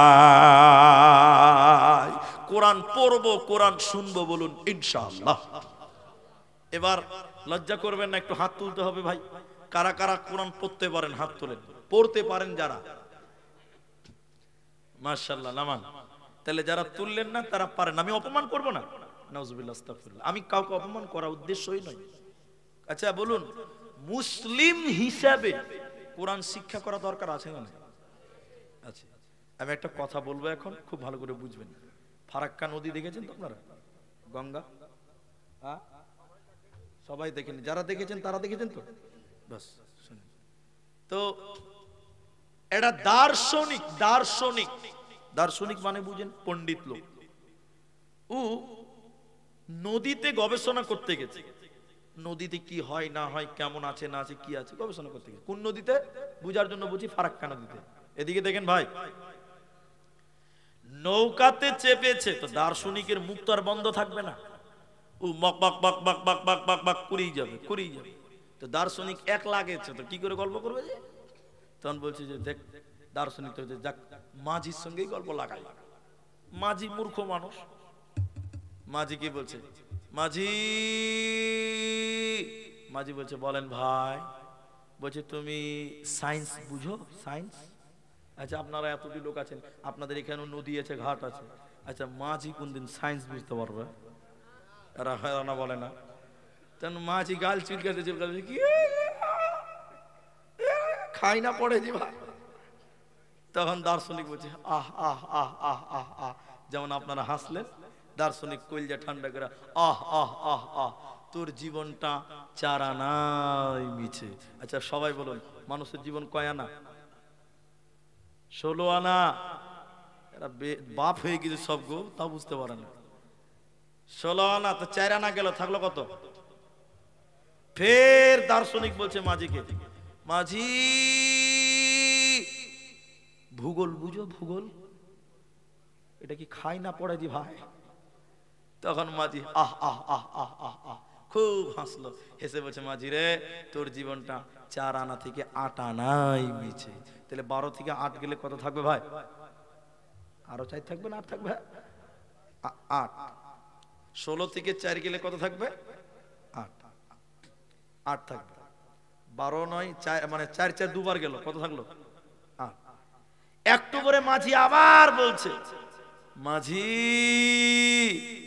ইতিহাস বুঝো? এবার মাঝি বলছে এবার বুঝে লেছি। বলছে কি বুঝলি? কইছে আমি যখন বিয়ে করেছি নদীর ধারে শ্বশুর বাড়ি, আমার শাশুড়ি মা আমাকে রাজহাঁস খিলিয়েছিল, ওটাই কি ইতিহাস? মাঝি তখন বলছে, দর্শন বলছে আহ আহ আহ আহ আহ, তোর জীবনটা 12 আনাই মিছে। তাহলে কত থাকলো ভাই? এই করতে করতে নৌকা ফারাক্কা নদীর মাঝখানে চলে গেছে। হঠাৎ নৌকা দুলছে, কেন জানেন? ঝড় উঠেছে, কালো মেঘ আর ঝড়। নৌকা মনে হচ্ছে ইংরেজিতে ড্যান্স করছেন, মানে ডুববে ডুব অবস্থা। আর বাতাস, ঝড়, নদীর পানি থাই থাই থাই, নৌকা ডুববে ডুব অবস্থা। মাঝি কোন রকম নৌকা চালিয়েছে, দার্শনিক খুব মজা নিয়েছিল। এই নৌকা ড্যান্স দেখে ওর কলজাখানা গলার কাছে চলেছে, ভয় খুব তো হাসছিল। এবার দার্শনিক মাঝির কানে কানে যেয়ে বলছে, মাঝি নৌকা ডুববে নাকি ভাই? ভয় ঢুকে গেছে। এবার মাঝি জামা গোটাইছে রেং করে, ইতিহাস জানো, আর্টস জানো, সায়েন্স জানো, কমার্স জানো, বিজ্ঞান জানো, ইংরেজি জানো, বাংলা জানো, ভূগোল জানো, এত জানো অত জানো, সাঁতার জানো বাবু? যেই বলেছে সাঁতার জানো বাবু, মাঝি কথা বলতে পারে না, মহিলা টুক করে নৌকাটা ডুবে গেছে। টুক করে নৌকা ডুবে গেছে। মাঝি তো পুরাতন খিলাড়ি, নদীতেই বড় হয়েছে। ও কোন রকম সাঁতার কাটতে কাটতে বাবলার ডালটা ধরেছে। দেখি প্যাসেঞ্জারের খবর নেই, টাকা তো দিলেই না। দেখছে বিনা ভিসা পাসপোর্টে মাল বাংলাদেশ ঢুকছে। যেটা বলছে সেটা শোনেন। দুনিয়াতে আর্টস জানেন, কমার্স জানেন, সায়েন্স জানেন, ভূগোল জানেন, বিজ্ঞান জানেন, ইংরেজি জানেন, বাংলা জানেন, আর কিছু জানেন, যেদিন কিয়ামতের ঝড় উঠবে ফেরেশতারা বলবে মুসলমান কোরআন জানো বাবু। মূর্খ মাঝি সেদিন বলবে আমি কোরআন জানি না। বাবু সেদিন ফেরেশতা বলবে বাবু এখন কেন কাবো? খুব দুনিয়াতে মজা করেছ, খুব মুলবিদের অপমান করেছো, কমিটিকে দুঃখ দিয়েছো যে মাদ্রাসা করে কি হবে, মাদ্রাসায় টাকা খরচা করে কি হবে, মুলবিরা কিছু বুঝে না। কমিটিকে অপমান করেছো, মুলবিদের অপমান করেছো, তালিব ইলমদেরকে তো মানুষই মনে করো নাই। খুব দুনিয়াতে আনন্দ করেছো। এবার কিয়ামতের দিন বলবে কোরআন জানো বাবু। যে কোরআন জানবে না ওর বাঁচার উপায় রবে না। এজন্য মুসলমান কোরআন তুমি তেলাওয়াত করতে শিখো, কোরআন তুমি চর্চা করো, কোরআন শোনো, কোরআন পড়ো, কোরআন মানো, কোরআনের পেছনে টাকা খরচা করো, কোরআনের পেছনে সময় ব্যয় করো। টোটাল কোরআন তোমার পক্ষে কিয়ামতের দিন দাঁড় হবে, তোমার কোনো চিন্তা রবে না। বিশ্ব নবী রমজান মাসে হিজরাতে জিবরাইল আমিনকে নবীজি কোরআন শোনাতেন। জিবরাইল নবীকে কোরআন শোনাতেন, জিবরাইলকে নবী শোনাতেন, জিবরাইল নবীকে শোনাতেন, উভয়ে কোরআন চর্চা করতেন। আজকের মুসলমান রমজান মাসে কোরআন পড়তে পারে না, কোরআন শুনতেও ভালো লাগে না। তারাবিতে মৌলভী সাহেব যদি একটু বেশি লম্বা তেলাওয়াত করে তাহলে তো সর্বনাশ। কি বলছেন ঠিক নয়? যদি একটু বেশি হয়, আমাদের মসজিদে প্রত্যেক দিন 8:45-এ এশারের নামাজ, তারাবির নামাজ সব শেষ। নতুন একটা মুলবি সাহেব এসেছে একদিন, নতুন মুলবি, ও কোনোদিন পড়া শোনেন না। যে কয়টা থেকে চালু হয়েছে ওটা তাও শুনবেন আগে, শোনেন না। এবার 45 শেষ হয়, একদিন নতুন একটা উস্তাজি, উস্তাজি মানে তালবিলিম, তালবিলিমকে ইমাম সাহেব বলছে এই বাবা তুমি তারাবিটা আজকে পড়াও তো। তারাবি ছাত্র, মাদ্রাসা ছাত্র পেয়েছি, ও কি কম শখ? ও একদম জি ভরে তেলাওয়াত করছে। 45-এর জায়গায় 47 বাজে। কয় মিনিট বেড়েছে সবাই বলো? যে 8 রাকাত শেষ, কিছু কিছু লোক ঘড়ির দিকে তাকিয়ে বলছে 47। আচ্ছা আপনারা বলেন নামাজ হবে? এরা কথা বলা হবে? রমজান মাস, আরে 2-1 মিনিট বাড়তেই পারে, কিন্তু কোরআন শুনলে নেকি আছে। কি বলছেন? নাই আলেমদের জিজ্ঞাসা করেন। শুনলেন নবী বললেন তোমরা কি চাও তোমাদের বাড়িতে 3টি গর্ভধারিণী উট তোমাদের বাড়িতে থাকবে? কে কে চাও? বলো বলো, কে কে চাও? সাহাবীরা বলছে হুজুর এই সুযোগ কে ছাড়বে? সবাই তো চাইবে 3টা উট বাড়িতে থাকুক, বাচ্চা দেওয়া উট। নবী বললেন তোমরা যদি নামাজে 3টি আয়াত তেলাওয়াত করো, 3টি গর্ভধারিণী উটের চাইতে তার মূল্য বেশি। বলুন সুবহানাল্লাহ। কেউ যদি 10টি আয়াত তেলাওয়াত করে, কেউ যদি 100টি আয়াত তেলাওয়াত করে, ওকে অলস বলে গণ্য করা হবে না। অলস নয়, যে 1000 আয়াত তেলাওয়াত করবে রে, ওকে পুরস্কার প্রাপ্ত লোকদের সঙ্গে শামিল করা হবে, মানে জান্নাতীদের লোকদের সঙ্গে তুলনা করা হবে। হযরতে তামিম আদ-দারি বর্ণনা করেছেন, বিশ্বনবী বলেছেন কেউ যদি 100 আয়াত কিংবা 1000 আয়াত তেলাওয়াত করে রাতে নামাজের মধ্যে, নবীজি বলছেন সারা রাত নামাজ পড়লে যে নেকি হয় ওই নেকি তার আমল নামায় দেবেন। বলুন সুবহানাল্লাহ। তাহলে কোরআন পড়লে নেকি হবে, চাই নামাজে হোক চাই এমনিতে হোক, কোরআন শুনলেও নেকি হবে। কোরআন শুনে তোমরা বিরক্ত হয়ো না। শেষের বেলায় বলি সবচেয়ে দামি লোককে, সবচেয়ে দামি লোককে যে ইঞ্জিনিয়ার, গবেষক, প্রফেসর, মাস্টার এদেরকে সবচাইতে দামি বলি, ভালো বলি। নবী বলেন খায়রুকুম মান তাআল্লামাল কুরআনা ওয়া আল্লামাহু, সবচাইতে ভালো কে? যে কোরআন শিখে এবং কোরআন শিক্ষা দেয়, এই লোক হলো সবচাইতে ভালো। মানে এদিকে তার মানে হচ্ছে মুলবি সাহেবেরা। তার মানে কারা? কিন্তু সবাই বলেন, সত্য করে বলবেন, মিথ্যা বলবেন না। এখনকার লোকেরা মুলবিকে ভালোবাসছে। এদিকের লোক বললো, ওদিকের লোক বললো না। মুলবির গিয়ে ভালোবাসছে জি, সত্য করে বলছেন আপনারা। এবার আমাকে বলি, মুলবি যদি রাস্তা দিয়ে হেঁটে যায়, এইদিকে দেখো, মুলবি যদি রাস্তা দিয়ে একটু জোরে হেঁটে যায়, তখন কিছু লোক ঘোঁচা মেরে বলবে মুলি সাহেব দাওয়াত টাওয়াত আছে নাকি, খুব জোরে যে হাঁটছেন, সমস্যা। কি বলছেন, সমস্যা না? আবার মুলবি যদি একটু আস্তে হাঁটে, বলে পরের বাড়ি বেশি খেলেছেন মনে হয়। কি করবে এখন বলে, মুলবি কি করবে বলে? ও জোরেও হাঁটতে পারে না, আস্তেও হাঁটতে পারে না, মুলবি হয়েছে বড় সমস্যা। আর আল্লাহর নবী বললেন সবচেয়ে ভালো সে যে কোরআন শিখে এবং শিক্ষা দেয়। অথচ আজকের মুসলমান এদেরকে সম্মান দিতে জানে। আপনাদের সাগর দিঘিতে যত মসজিদ আছে, সত্য করে বলেন ইমামদের বেতন কত বলেন? সব রকম আছে, মাশাআল্লাহ, বুঝতে পারলাম। 10,000ও শুনতে পেলাম, কানে এলো। 7,000ও শুনলাম, 5,000ও শুনলাম। 4,000ও আছে। 4,000 হিসাব করেন, 30 দিয়ে কয় টাকা করে আসছে দেখেন তো। দিনে কয় টাকা আসছে হিসাব করেন। 133 টাকা না? 133 টাকাতে এখন লেবার পাওয়া যায় ভাই? বলেন আপনাদের দিকে লেবার আছে 133 টাকাতে?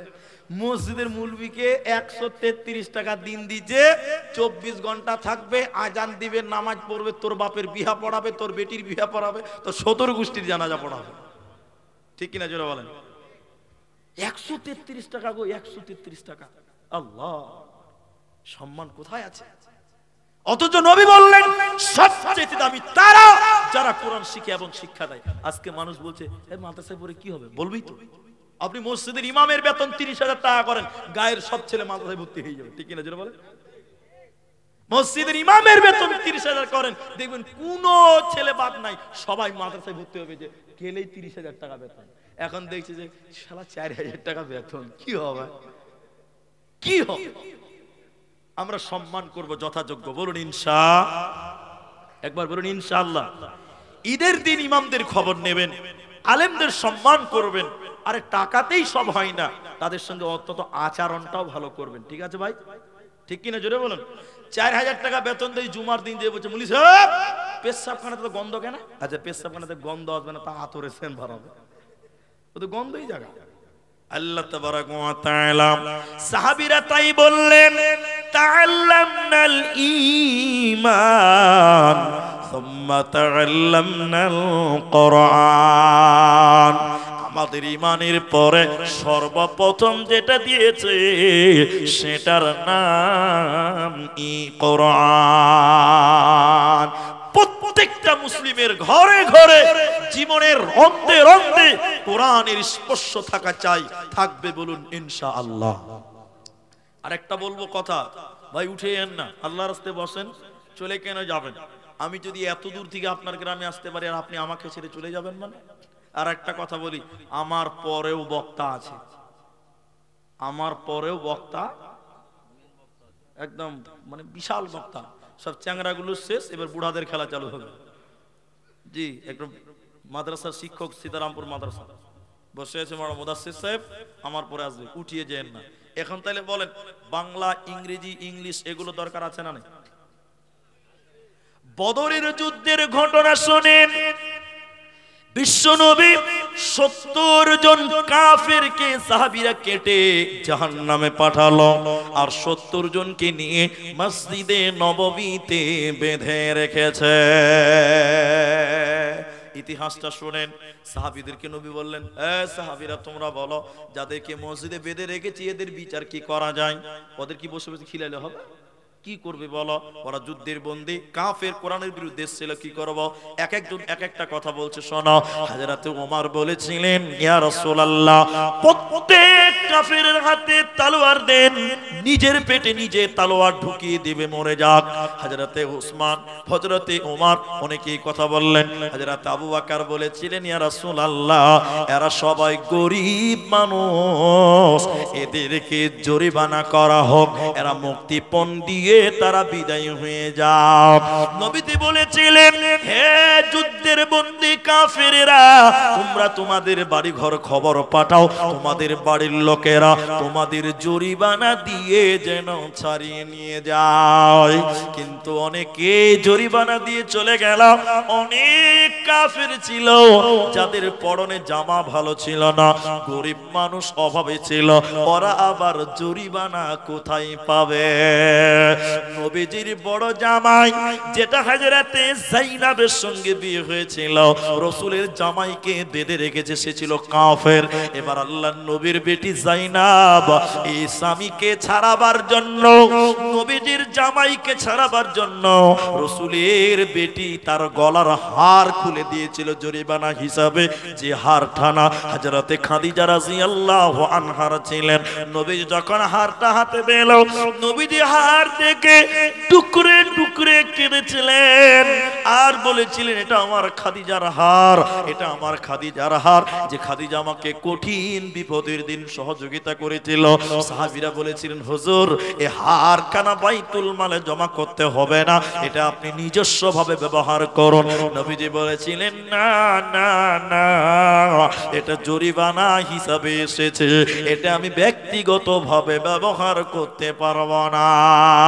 অনেক বেঈমান চলে গেল, এখনো কয়েকজন কাফেরকে বেঁধে রেখেছে মসজিদে নববীর খাম্বাতে।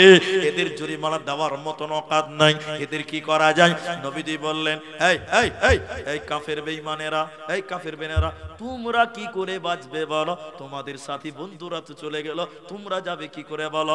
নবীজি এবার তাদের বলছে, এই তোমরা কি লেখাপড়া জানো? আচ্ছা, ওরা মুসলমান না কাফের? তো ওরা কি লেখাপড়া করবে? কোরআন বুঝে? হ্যাঁ, ওরা কোরআন জানবে, তাহলে ওটা মুফাসসির ছিল নাকি? ওরা তো কোরআন জানে না, শরীয়ত জানে না, হাদিস জানে না, অথচ বিশ্বনবী তাদেরকে বললেন, তোমাদের তো জরিমানা নাই, আচ্ছা তোমরা কি লেখাপড়া জানো? ওই কাফেররা বললেন, হুজুর জানি লেখাপড়া। নবীজি জরিমানা করছেন, এদিকে দিকে। নবীজি বললেন, তোমরা আমার সাহাবীদেরকে কিছুদিন লেখাপড়া করিয়ে মুক্তি হয়ে যাও। তাহলে সেটা ছিল দুনিয়াবি শিক্ষা। এজন্য প্রয়োজনে দুনিয়াবি শিক্ষা করা দরকার আছে। কোরআনের জন্য কি করবেন? অনেক রাত হয়েছে, এই ঘটনাটা খালি শুনেন, একটা ঘটনা শুনেন, কেউ উঠবেন না। আমি পা ধরে বলি, যারা বেটিরা আছেন, বোনেরা আছেন, ভাইয়েরা আছেন, এই ঘটনাটা শুনেন, আপনার ঈমান বাড়বে। বিশ্বনবী অত্যাচারে যখন মক্কা ছেড়ে মদিনা চলে গেল, মক্কাতে একটা ছেলে, ওর নাম ছিল আব্দুল উজ্জা। কি নাম ছিল? উজ্জা। বাবা ছিল না, চাচার কাছে মানুষ হয়েছিল। তার চাচা ছিল বড় লোক, বিশাল পয়সাওয়ালা ছিল। আব্দুল উজ্জা বাপ ছিল না, চাচার মালে সেও বড় লোকই থাকতো, সেই বড় লোক ছিল, সোনা গয়না জমি জায়গার মালিক ছিল। কিন্তু নবীজির ব্যবহার আব্দুল উজ্জার দিলে লেগেছে, ইসলাম ভালো লেগেছে, অপেক্ষা করছে চাচা কখন ইসলাম গ্রহণ করবে, আমি চাচার সঙ্গে ইসলাম গ্রহণ করব। কিন্তু নবীজি যখন মদিনা চলে গেল, আব্দুল উজ্জা আর থাকতে পারল না, চাচাও ইসলাম গ্রহণ করে না। আব্দুল উজ্জা একদিন নবীজির সামনে, আব্দুল উজ্জা একদিন চাচার সামনে দিয়ে বললেন, চাচা যান, আপনি ঈমান আনবেন কি বলেন? আব্দুল উজ্জার চাচা বলছে, না আমি ঈমান আনব না। এবার আব্দুল উজ্জা বলছে, চাচা আমি মদিনা চললাম, আমি নবীজির কাছে ঈমান আনতে চললাম। ভাইরা আমার, মায়েরা আমার, আব্দুল উজ্জা উজ্জার চাচা তখন বলেছিল, ও বেটা ভাতিজা শুনে নাও, তুমি যদি আমার কাছ থেকে চলে যাও, নবীর কাছে যাও, তাহলে তোমাকে আমি যা দিয়েছি সোনা দানা জমি জামা টাকা পয়সা সব কিছু আমাকে ফেরত দিয়ে তোমাকে যেতে হবে, আমার কোনো কিছুই দেব না। এদিকে শুনেন, আব্দুল উজ্জা হাতের ঘড়ি খুঁজতে লাগলো, জমির দলিল দিয়ে দিল, সোনা খুলে দিল, সোনা দিল, চাঁদি দিল, যা ছিল দিয়ে দিল। এবার চলে যাবে। আব্দুল উজ্জার চাচা বলছেন, আব্দুল উজ্জা রে, এগুলোই নয়, তোমার শরীরে যে জামা কাপড় আছে ওই জামাটা আমার টাকার কিনা, তোমার শরীরে যে পায়জামা লুঙ্গি আছে ওটাও আমার টাকা দিয়ে কিনা আছে রে ভাতিজা রে। যদি তুমি ইসলাম গ্রহণ করবে, আমার দেওয়া টাকার চাদর, আমার দেওয়া আমার টাকার লুঙ্গি খুলে দিয়ে যেতে হবে, তোমাকে কিচ্ছু নিয়ে যেতে দেব না। লম্বা ইতিহাস শুনেন। আব্দুল উজ্জা চিন্তিত হয়ে কাঁদতে লাগলেন, উলঙ্গ হব কিনা। মনে মনে ভাবলেন, আল্লাহ তুমি পাক, তুমি পবিত্র, তাই তুমি আমাকেও পবিত্র করতে চাইছো। আব্দুল উজ্জা চিন্তা ভাবনা না করে টান দিয়ে লুঙ্গি খুলে দিল। যুবক ছেলে উলঙ্গ হয়ে গেল, ল্যাংটা হয়ে বিবস্ত্র হয়ে গেল। কাঁদতে কাঁদতে ল্যাংটা হয়ে যুবক ছেলে তার মায়ের দরজায় আওয়াজ করছে। মা যুবক ছেলেকে ল্যাংটা দেখে মুখ ঢেকে চুপ ঢেকে বলছে, বেটা তোমার এই অবস্থা কেন? এবার মা ঘটনা শুনলেন বেটার কাছে। মা বলছে, বেটা আমার কাছে এসেছো কেন? আম্মু জান, এক টুকরা কাপড় দেন, আমি পাছাখানটা ঢেকে নবীজির কাছে মদিনা যাব। আব্দুল উজ্জার মা একটা লুঙ্গি নয় বরং একটা কম্বলকে চিরে দুই টুকরা করলো। এবার দুই টুকরা ওই কম্বলকে আব্দুল উজ্জাকে দিল। আব্দুল উজ্জা এক টুকরাকে গামছার মতন পরে নিল, আর একটা তাওয়ালের মতন শরীরে চাপিয়ে রাতের অন্ধকারে কাঁদতে কাঁদতে মদিনা গেল। বিশ্ব নবী মদিনাতে মসজিদের ভিতরে মাদ্রাসা করেছিলেন। ডিহিবরজে যেমন মাদ্রাসা আছে, শীতেশনগরে যেমন মাদ্রাসা আছে, আল্লাহর নবী মদিনাতে মাদ্রাসা খুলেছিলেন। ছাত্র সাহাবীরা আসহাবে সুফফা, ওই মসজিদের দরজায় আব্দুল উজ্জা রাতের বেলায় কাঁদছে। নবীজি বেরিয়ে, এই তুমি কে? বলে, আমি আব্দুল উজ্জা। তোমার এই অবস্থা কেন? তুমি না বড় লোক ছিলে? আব্দুল উজ্জা কাঁদতে কাঁদতে কাঁদতে কাঁদতে সমস্ত বিবরণ বলল। ইমানের জন্য আপনার কাছে আসার জন্য এই অবস্থা হয়ে গেছে, সব কিছু কেড়ে নিয়েছে। আল্লাহর নবী আব্দুল উজ্জাকে বুকে জড়িয়ে নিয়ে বলেছিল, আব্দুল উজ্জা রে, আজ থেকে তোমার নাম আব্দুল উজ্জা নয়, আজ থেকে তোমার নাম আব্দুল্লাহ। সবাই বলুন, কি নাম? আব্দুল্লাহ। এবার গরিব, এই গরিব হয়ে গেছে, মসজিদে বসে থাকে, কেউ খেতে দিলে খায়, কিন্তু না দিলে না খায়। অথচ সে ছিল একটা বিরাট বড় লোক ছিল। হঠাৎ করে মুতার প্রান্তে লড়াই, জঙ্গে মুতার এলান হয়ে গেল, আর যুদ্ধের ডঙ্কা বেজে গেছে। নবীজি বললেন, যার কাছে যে মাল আছে নে মসজিদে নববীতে জমা করে দাও। কোরআনকে বাঁচাতে হবে, ইসলামকে বাঁচাতে হবে। আব্দুল উজ্জার ঘটনা শেষ করছি, একটু আমার দিকে দেখেন। এবার সবাই দান করছে, এদিকে এদিকে। কত টাকা দান করলেন? হযরত উমর বললেন, আবু বকর যা দান করবে আমি তাকে দানে আজকে আমি উমর আবু বকরকে হারিয়ে দিব। বলুন সুবহানাল্লাহ। পাল্লাপাল্লি হযরত আবু বকর অনেক দান করলেন। কি দান করলেন? ছোট্ট করে বলি, আবু বকরকে নবী বললেন, আবু বকর তুমি কি দান করলে তুমি বলো। উত্তর শুনেন, এই উত্তরটা শুনেন। আবু বকর বললেন, ইয়া রাসূলুল্লাহ, আল্লাহকে এবং আপনাকে বাড়িতে রেখে আমার বাড়িতে যা কিছু ছিল আমি সব কিছু আপনাকে দিলাম। বলুন সুবহানাল্লাহ। হযরত ওসমান বলেছিলেন, যত লোক যুদ্ধে যাবে অর্ধেক লোকের খরচ আমি একাই বহন করব। আরেকবার বলুন সুবহানাল্লাহ। ওই যে আব্দুল্লাহ বসে আছে, কে? আব্দুল উজ্জা। ও তো কিছু দিতে পারছে না, সবাই দান করছে, এখানে একবার উঠছে একবার বসছে, একবার উঠছে একবার বসছে, পাঁইচারা করছে, মনে শান্তি নাই। সবাই দান করছে, দান করে অভ্যাস, কিন্তু গরিব হয়ে গেছে, কিছু দিতে পারে না। অনেকক্ষণ মসজিদে দেখলেন দানের দৃশ্য, থাকতে না পেরে আব্দুল উজ্জা উর্ফে আব্দুল্লাহ নবীজির পাঞ্জরে এসে দাঁড়িয়েছে, এদিকে এদিকে দাঁড়িয়েছে। আল্লাহর নবী মাথা হিলিয়ে বলছেন, এই এই আব্দুল্লাহ, তুমি এখানে এসেছো কেন? তুমি এখানে এসেছো কেন? এর মানে জানেন? এই তুমি কেন এসেছো খানো খা? এখানে তো টাকা দেওয়া হচ্ছে, তোমার তো কোনো টাকা নাই, তুমি এলে কেন? আব্দুল্লাহ বলছেন, আল্লাহর নবী গো, সাহাবীরা অনেকে দান করলো, আমি দেখলাম আমি কিছু করতে পারলাম না, মন যেন মানে না, মন যেন থামছে না, তাই আমি এলাম। কি দিবে আব্দুল উজ্জা তুমি বলো? এবার আব্দুল উজ্জা কাঁদতে কাঁদতে বললেন, ইয়া রাসূলুল্লাহ, ইসলামের জন্য, কোরআনের জন্য সমস্ত সাহাবীরা দিলাম, আমি কে দেব? কিছুই নাই। যদি পাছার গামছাটা খুলে দেই তো পাছা উদাম হয়ে ল্যাংটা, যদি শরীরের তাওয়ালটা দিয়ে দিই শরীরটা ফাঁকা হয়ে যাবে, নামাজ পড়বো কি করে? আল্লাহর নবী গো, অনেক চিন্তা ভাবনা করে দেখলাম এখনো আমার কাছে একটা জিনিস আছে, ইসলামের জন্য, কোরআনের জন্য আমি ওই জিনিসটা দান করতে চাই। নবী বললেন, কি দিবে? কি দিবে আব্দুল উজ্জা বলো? আব্দুল্লাহ বললেন, আল্লাহর নবী গো, এখনো তো বেঁচে আছি, এখনো তো জান আছে, আমি আমার জান খানা কোরআনের জন্য, ইসলামের জন্য আমি আমার জীবন খানা বিলিয়ে দিতে চাই। নবী গো, আপনি যুদ্ধের জন্য আমার নাম 1 নাম্বার লিখেলেন, জিহাদের ময়দানে আমি আমার জীবন দিয়ে আপনি আমার নামটা লিখেলেন।